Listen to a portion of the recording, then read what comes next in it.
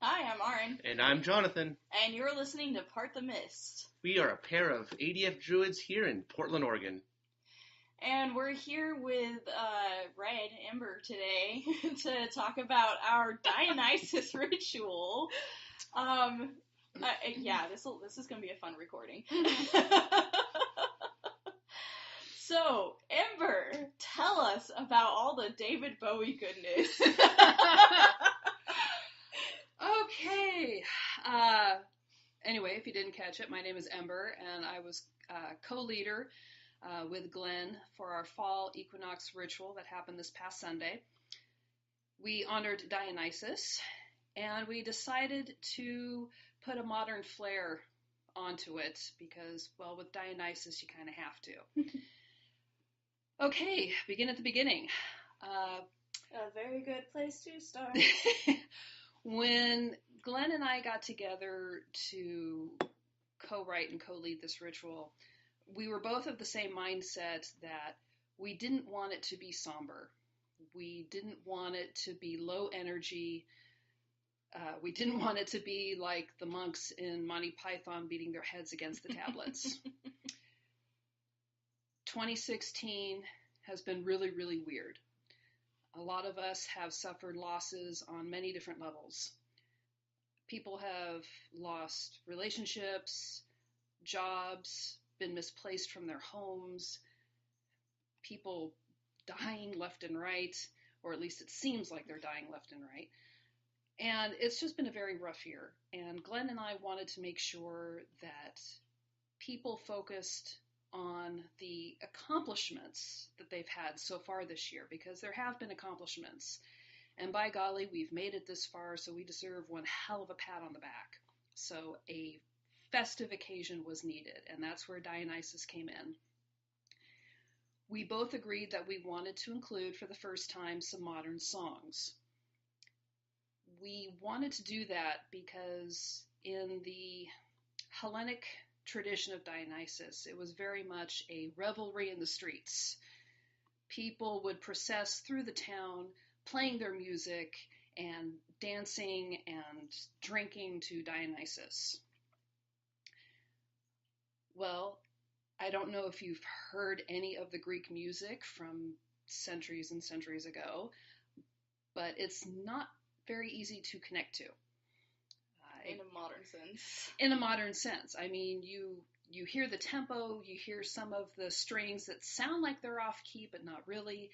So you're thinking, how can I connect to this? You know, does it have a beat that I could dance to? So we decided to incorporate some modern songs so that people could connect to it and really be able to open themselves up to Dionysus. So what we decided on in the end was that for the processional, we would go in with David Bowie's Let's Dance, which I think worked out beautifully because people got into it. They were singing the song when they got into the sacred grove. They were singing along with the lyrics. There were some belly dancers getting into it. Some folks brought their own drums. Everyone was bobbing a little at the very least. At the very least, people were kind of getting their groove on if they weren't used to doing that in ritual. The second song that we did was for the main offering for Dionysus, and that was to CNC Music Factory's Everybody Dance Now. It was, well, there were some technical difficulties, mostly because the boombox that we had purchased did not have loud enough speakers, so one side of the room would hear it, but the other side wouldn't. We tried. But what was amazing was that it didn't matter. Yeah. Because those that heard it on that side of the room, the people that couldn't took up their drums and were filling in those empty spots by drumming along with it. So everyone was up dancing and jumping and having a good time and really working up a sweat. And people brought drums because we did encourage, when we were advertising this event, to bring noisemakers. So it was more than just drums. People had rattles. Yep. I was using the bard's tambourine. Yes, it was great. People were doing some. I think I heard a couple Xena yells throughout the dance, as I call them. people were hooting and hollering and or singing along with the song.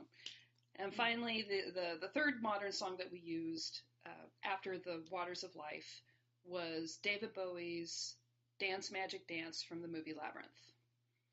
That one was a little bit more low-key because we just had a big dance. But that was also fun because people in the community were very familiar with the movie. They were familiar with the song. And it was a nice way to wrap up the ritual. Now, the reason why we picked David Bowie, or more specifically why Glenn picked David Bowie, because that was his inspiration, and I got carried along with it. Glenn wanted David Bowie because he felt that David Bowie truly inspired a modern Dionysus. David Bowie is sensually androgynous, loves the arts. David Bowie stepped out of his box several times, almost in a way to defy society as to what was considered performance in art and music. And he was a genius.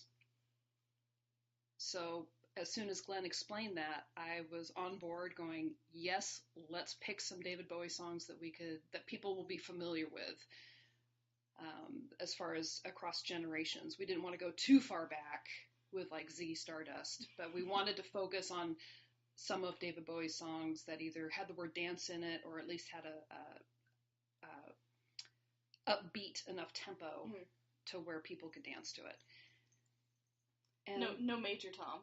No Major Tom. No, that goes into a different type of like trance dancing in regards to Bowie. Oh my gosh. And it was a lot of fun. I felt that the David Bowie was also a really good tribute because of unfortunately David Bowie's death this year. I felt like the inspiration of David Bowie was just a fantastic tribute to a fantastic artist. And there was that as well. we were both touched by David Bowie's passing. I'm sure a lot of people in the community were, and that was definitely a tribute to him. And as far as the rest of the ritual was concerned, it went smoothingly. I was very impressed. Smoothingly. Yes, okay. Smoothingly? I created a new word. Swimmingly smoothly. This is what happens when we record at the end of a very, very long work day. Happy Monday. Yeah. So everything went very well. We invocated. Wow, I am on a roll. We invited Hestia for the hearth fire. We called on Prometheus as the warrior to guard us while we were in the throes of Dionysus's thrall, because every festival needs a quote-unquote bouncer to make sure that everyone is safe while they're doing their thing. We called on Gaia as the Earth Mother, and to open the gates, we called on the very kinetic Hermes. And I was told by quite a few people afterwards that my first time opening the gates with Hermes specifically was actually very powerful. So people goosebumps. Really? Absolutely. It was incredible. Yay! And we could share the invocation on the show notes for the show too. Oh, we usually share the ritual, don't we? That's what we didn't do in the last episode. I didn't put the ritual. Because it wasn't up for public sharing yet. I forgot to put it on the show notes. Oops, but podcast foul. Yeah, so on this podcast, I will go ahead and include our ritual, and which will have the invocation to Hermes in it. Do we have? I can go back and edit the show notes from. No, don't worry about it. It's fine. If people might want to look at it, so I can go back and edit the show notes so people can look at it for the last one. I could take care of it. It's okay. Okay. We'll talk later about that. Let's not argue in front of the podcast listeners. It's fine. I will take care of it after this show. You go home and eat food. I will take care of it. I have to stay up all night anyway. Okay. Anyway, back to what we were actually talking about. It was normally with Fall Equinox, it's pretty much at the bottom of the barrel as far as like, how can I explain this? When it comes to high days, Fall Equinox doesn't get a lot of oomph. It doesn't get a lot of credit. People are not interested in it. Kind of falls by the wayside. It definitely falls by the wayside. A lot of people don't think or feel that the equinox celebrations are all that important. For me personally, I love Fall Equinox. It's almost like my new year. Mm-hmm. Even before Samhain, it's my new year. And I was very happy to see that we had a good turnout and that people enjoyed themselves and that we actually were able to successfully pull off our first Dionysus ritual, if I'm correct. No, it's our second one. Second. Oh, my bad. Second Dionysus The second ritual. one was the one where we did a more traditional... Oh, that's right. My bad. Yeah. So the first one is that's when we right, did with the bullhead and everything. Got it. Well, we still had the bullhead there for this one too, you know. Yeah, I know. I actually put a little... Here's a little trivia for you. I actually put a little Pop Funko figure of Jareth the Goblin King on the altar hiding behind the bull's head so that there was a little memento of David Bowie during the ritual. I think Jonathan's just now finding this out. No. I actually showed it to him. Okay. I said, look at this, and this is where I'm putting it. It was out of sight. But that didn't exactly register with me at the time. I was trying to put everything else together. For the listeners who could not see that, Jonathan just started moaning and rubbing his head. So with this ritual, this is not a super serious ritual at all. No. A couple reminders, a couple things actually, is when Ember mentioned Prometheus as being the Grow Protector Warrior. That is an added thing to the core order ritual. Yes. Most groups do not call upon a warrior deity, and that's okay. If you go back to our core order of ritual part 1, we kind of discussed what the warrior role is, at least for our group. Mm-hmm. And this time, we did not invoke any type of inspiration as we have in past rituals, which I know is not part of the core order, but as far as our grove is concerned, that's kind of been a tradition or a habit. But this time I thought that with Hestia, it wasn't needed. And we also tried to streamline it more. I felt like David Bowie was our inspiration. Yeah, and there was that too. When Glenn and I were looking at the previous, like you said, the previous Dionysus ritual, we wanted to streamline it more because we wanted to start the energy out going up and keep it going up without too much of a pause in between things. We wanted to keep the ritual moving. And I thought overall, and with you, Jonathan, stepping in and doing a little bit of shifting of things around and whatnot, we were successful in doing that. You know, for inspiration, it doesn't have to be a deity. It could be an ancestor. So theoretically, you could have called upon David Bowie, but then again, it wouldn't have been... He would have been called an ancestor for inspiration. You could have called upon David Bowie, but that's kind of walking that fine line. Well, know. And I've seen people who have invoked Isaac Bonowitz into their ritual. That's true. So. Well, for me personally, in regards to ancestors, not only are they of blood or are they of the land, but they could also be of the heart. Right. If you have a personal connection to even a celebrity figure, that helps you with whatever, it still counts. I mean, like when Robin Williams died, that hit a lot of people hard. And I wouldn't be surprised if some people who, were really big fans of him might call on him as an ancestor to help out. I mean, it's totally possible. Yeah. Well, and I mean, I think even before I was a druid, before I was pagan, I always kind of used J.R.R. Tolkien as my ancestor of inspiration. Exactly. But anyway, getting back to the ritual, I'd like to talk to Jonathan a little bit about. So we talked to rituals never go smoothly. They never go perfectly. We try to get them to go as smoothly as we can. And like Ember mentioned, we had a little bit of some technical difficulty. But we also, just due to things being a little bit crazy this last month, had some people who were unfortunately not able to perform the roles that they had intended to. And Jonathan, as Senior Druid, had to step up Meanwhile, I'm flashing Arin in my underwear. Yeah, you have been for most of the podcast. Great. I was trying not to say anything. Just averting my eyes. Avert your eyes as we make offerings to the outdwellers. He's wearing the boxer outdwellers shorts. in my pants. All right. He's wearing boxer shorts. Yes, I'm fine. I'm not naked. It's okay. No one has gone blind. It's okay. Okay, so it just so happened that September was pretty hard for everybody here in the Grove. A lot of personal issues and things cropped up, which you know what happens. Mm-hmm. However, this ritual had a bunch of leadership changes of who was going to lead and co-lead ritual. Originally, it was supposed to be Mama Gaia and Glenn, and then Mama Gaia's schedule changed, so then it was Glenn and Ember. Nope. No? Nope. First it was Mama Gaia and Glenn, and then Glenn's schedule changed at work, and it became Mama Gaia and myself.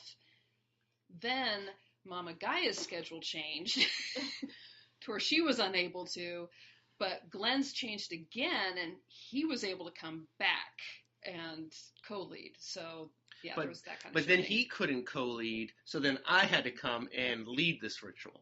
Mm-hmm. Because Glenn, at the last one, he became a bunch of personal issues. He wasn't able to fully put his attention to this. So it ended up being Ember and myself. Now, I was not prepared to lead this ritual, but being the Senior Druid is what you got to do. Mm-hmm. I changed the ritual some bits to make it flow, to at least able for me to at least do this, to lead it in a more smooth fashion, because I am different than everyone else, obviously. People are different than me. I tightened up some areas, which made it flow a little better. I added the Dance Magic Dance at the end of the Blessing Cup. So essentially what we did with the Blessing Cup is we pass around the Blessing Cup, we do the whole, to the kindreds, we drink, and then we usually go to the thanking after that, or a magical act.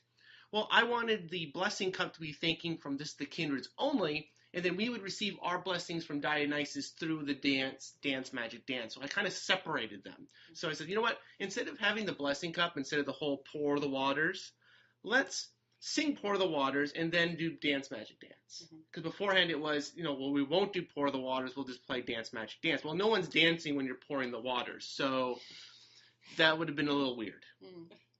There were a couple other suggestions that were thrown in there that I edited out that I didn't catch the first time. There might have been a chicken dance thrown in there, which I removed because that was kind of painful. Glenn, I love you, but no, we're not doing the chicken dance as the nature spirit song. Glenn wanted to have this more of a celebrate party, so he wanted to minimize the ADF stuff, which is fine. However, I'm like, Glenn, maybe if we do this as like a private thing, but however, people have an expectation of us, and this is also right after Pagan Pride, so we got a lot of people straight up from Pagan Pride, and I don't want people seeing one of our experimental rituals having dun da da da dun da da da da dun dun da da da.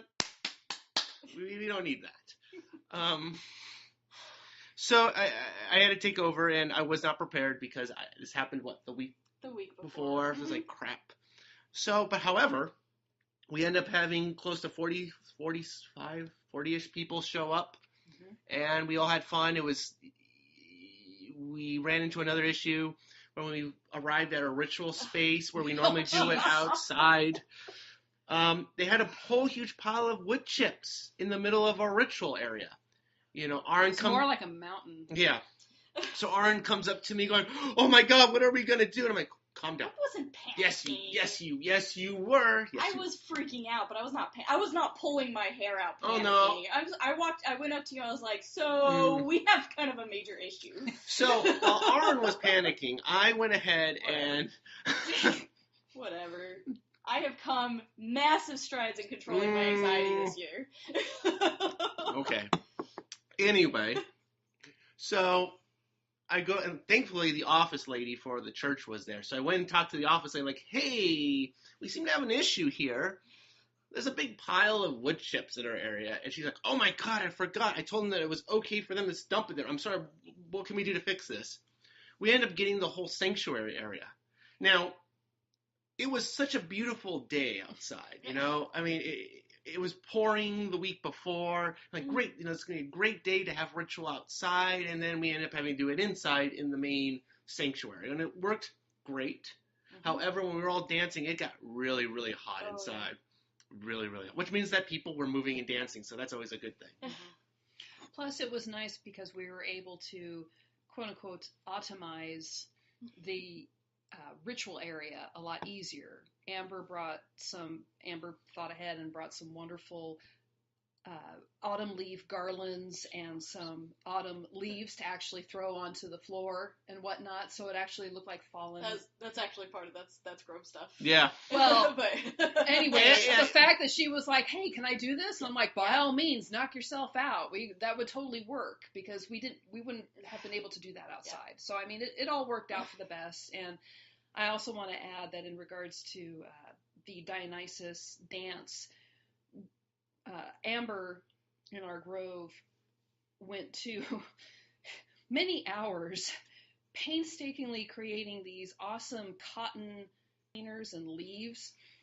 She dyed the cotton all these different shades of purple. She dried them out in the oven. She even didn't they put like wine in the moda? Is that what that stuff was? The glue stuff. The glue, Mod Podge. Mod Podge. Yeah. That's right, Mod Podge. They actually put some wine in the Mod Podge so that they could form the grapes and put them together, and it also made them water resistant. So when people were holding these grapes in their hands while they were dancing with Dionysus, they wouldn't end up with purple hands. And it was fantastic, and a lot of people took their grapes home. I saw quite a few of them leave them up as offerings for the deities, and it was just a nice little touch. I always like it when people can take a little something home from the ritual, something tangible, and like put it on their altar or shrine at home. Wow, we did quite a bit. Yes, we did. Is there anything else we'd like to add before we close up the show? Because, man, it's already 20 minutes. Wow, we're a bunch of chatty Cathy's, no kidding. I just have one thing. Everybody dance now!